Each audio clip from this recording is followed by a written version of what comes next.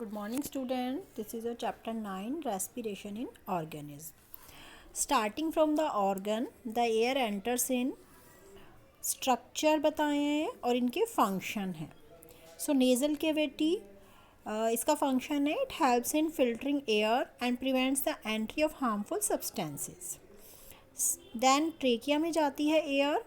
It is also called the wind pipe and helps in the movement of air. Then bronchi, it is the division of trachea. Trachea का division है और दोनों lungs में एक एक bronchi enter करता है. Lungs, these are present in the chest cavity. Chest cavity में प्रेजेंट होते हैं लंग्स. और inside lungs the bronchi branch into bronchioles which have alveoli at their end. Bronchioles के एंड पर एयर सैक होते हैं जिन्हें एल्वियोली कहते हैं. Alveoli, these are thin tiny air sacs जो हेल्प करते हैं गैसेस के एक्सचेंजेस में. नाउ रिप्स जो है वो प्रोटेक्ट देता है लंग्स को चेस्ट कैविटी में एंड इनहेलेशन एंड एक्सहेलेशन में हेल्प करते हैं.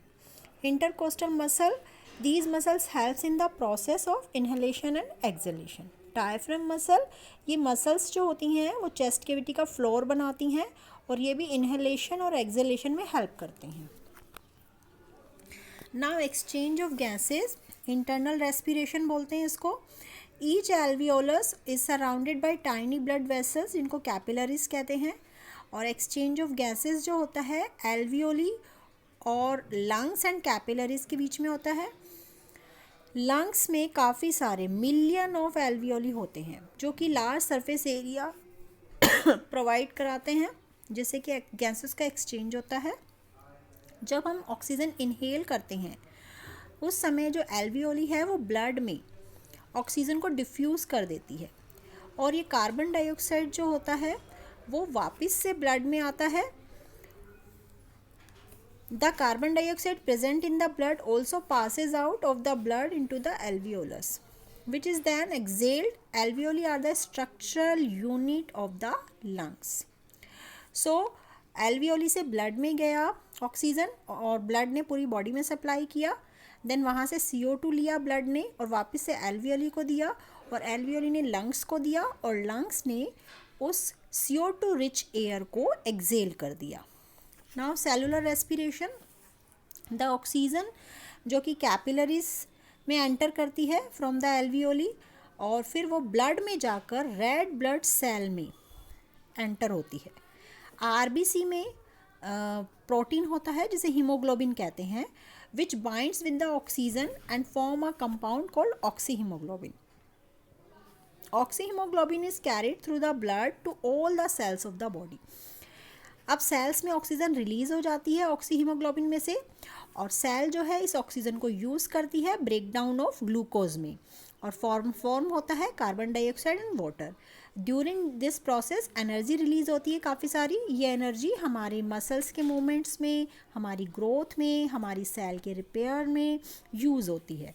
So reaction is C6H12O6 + 6O2 gives 6H2O + 6CO2 + energy. Carbon dioxide generate होती है, वो ब्लड में डिफ्यूज़ हो जाती है और ब्लड जो है इसको वापस से लंग्स के पास ले जाते हैं और वहाँ से ड्यूरिंग एक्सहेलेशन हम इसको एक्सेल कर देते हैं. Now aerobic and anaerobic respiration. अगर ऑक्सीजन की प्रेजेंस में हो रहा है रेस्पिरेशन तो हम उसे कहेंगे aerobic respiration. When food is broken down in the presence of oxygen it is called aerobic respiration. And carbon dioxide liberate होती है, वाटर बनता है और वाटर यूज़ हो जाता है सेलुलर फंक्शंस में और एनर्जी हमारी एक्टिविटीज़ में यूज़ हो जाती हैं. Aerobic respiration common type of respiration है और मोस्ट ऑफ द ऑर्गेनिज्म इसको एग्जिबिट करते हैं और ये मोस्ट एफिशिएंट फॉर्म है रेस्पिरेशन की. Food can also be broken down in the absence of oxygen जिसे हम बोलते हैं एनारोबिक रेस्पिरेशन. एनारोबिक रेस्पिरेशन जो है वो यीस्ट और कुछ बैक्टीरिया में होता है. ग्लूकोज का ब्रेकडाउन हो रहा है. देखो ऑक्सीजन यहाँ प्रेजेंट नहीं है, ऑक्सीजन की एब्सेंस में हो रहा है. Alcohol plus carbon dioxide plus energy. जबकि एरोबिक रेस्पिरेशन में वाटर, कार्बन डाइऑक्साइड, एनर्जी होता है प्रोडक्ट हमारा. लेकिन एनारोबिक में alcohol plus carbon dioxide plus energy. Anaerobic respiration take place only for short duration के लिए होता है, और एरोबिक रेस्पिरेशन में ज़्यादा एनर्जी रिलीज होती है, एनारोबिक रेस्पिरेशन में कम एनर्जी रिलीज होती है। नाउ अब हमारी बॉडी में जो मसल सेल्स हैं वो नॉर्मली तो एरोबिक रेस्पिरेशन करती हैं, लेकिन जब हम फास्ट रनिंग करते हैं या बहुत तेज़ी से एक्सरसाइज करते हैं तो हमारी मसल सेल हैं उनको ज़्यादा एनर्जी की रिक्वायरमेंट होती है। तो इस एनर्जी की डिमांड को कंप्लीट करने के लिए मसल सेल में एनारोबिक रेस्पिरेशन होता है। But in this case instead of alcohol lactic acid is produced, लेकिन यहाँ पर ग्लूकोज के ब्रेकडाउन से बनता है lactic acid plus energy. So partial breakdown होता है ग्लूकोज का और फॉर्मेशन होता है lactic acid in are muscle cells. Now respiration in plants also respire by taking in oxygen and giving out carbon dioxide. Plants की जो leaves होती हैं उनके अंडर साइड टाइनी पोर्स होते हैं जिन्हें स्टोमेटा कहते हैं। स्टोमेटा ऑक्सीजन और कार्बन डाइऑक्साइड का एक्सचेंज करते हैं। स्टोमेटा के साइड में गार्ड सेल्स होती हैं जो स्टोमेटा की ओपनिंग और क्लोजिंग को रेगुलेट करते हैं। नाउ एरोबिक रेस्पिरेशन होता है प्लांट्स में, ग्लूकोज का ब्रेकडाउन होता है और प्रोडक्ट बनता है कार्बन डाइऑक्साइड, वाटर, एनर्जी। अब प्लांट्स में जो rate of exchange of gases होता है वो स्लोअर होता है than in animal. The energy release during respiration is use by the organism, the rest of is lost as heat की form में लॉस होता है एनर्जी का। नाउ ये ऊपर एक एक्टिविटी है जिसमें हमने जर्मिनेटिंग सीड लिए हैं और बॉयल सीड लिए हैं। फर्स्ट थर्मस फ्लास्क ए है, इसमें हमने थर्मोमीटर लगाया है, और बीफ थर्मस फ्लास्क में हमने बॉयल सीड लिए हैं, इसमें भी हमने थर्मोमीटर लगाया है। तो हम आफ्टर 2-3 डेज ऑब्जर्व करते हैं कि जो जर्मिनेटिंग सीड है उसमें जो हमने थर्मोमीटर लगाया है उसका टेम्परेचर हाई है, जबकि जो बॉयल सीड में हमने जो थर्मोमीटर लगाया है उसका टेम्परेचर सेम रहता है।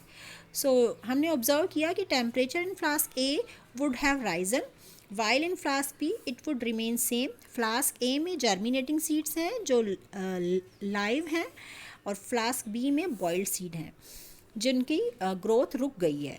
So there was a temperature rise only in flask A which means that only living cell liberate heat. जो लिविंग सेल्स होती हैं वो हीट लिबरेट करती हैं because only living cell respire, क्योंकि उनमें रेस्पिरेशन होता है। Like all other living cells of plants, the root cell also need to breathe to produce energy. The space between the soil particles trap the air. जो soil particles होते हैं उनमें air होती है और ये air यूज़ की जाती है plant की roots से। और due to this reason farmers and gardeners frequently turn around the soil, इसलिए वो सॉइल को टर्न अराउंड करते रहते हैं जिससे कि फ्रेश एयर जो है वो सॉइल की रूट तक जा सके। नाउ डिफरेंस बताए हैं बेटा रेस्पिरेशन और फोटोसिंथेसिस में, these are most important. Definition बताइए सबसे पहले। Photosynthesis it is the process by which plants prepare their own food and liberate oxygen in the presence of sunlight, chlorophyll and water. ये तो हो गया फोटोसिंथेसिस। नाउ रेस्पिरेशन क्या होता है, देखो ये एक प्रोसेस होता है जिसमें ग्लूकोज का ब्रेकडाउन होता है और इसमें ऑक्सीजन यूज़ होती है और हमें प्रोडक्ट मिलता है carbon dioxide, water and energy. Now equation देखो, carbon dioxide plus water in the presence of sunlight and chlorophyll, carbohydrate plus oxygen, ये फोटोसिंथेसिस की इक्वेशन है। नाउ रेस्पिरेशन की इक्वेशन है glucose in the presence of oxygen, product बना carbon dioxide plus water plus energy. अब जो photosynthesis है take place during day time and respiration all the time, it is a continuous process.